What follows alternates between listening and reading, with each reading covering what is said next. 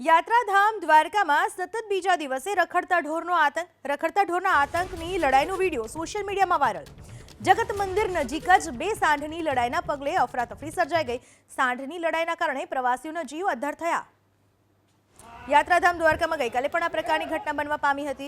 દ્વારકા એક એવું યાત્રાધામ છે કે જ્યાં દૂર દૂરથી અસંખ્ય શ્રદ્ધાળુઓ દરરોજ દર્શનાર્થે આવતા હોય છે અને દ્વારકા મંદિરની પાસે જ આ લડતા સાંઢનો વિડીયો વાયરલ થયો છે।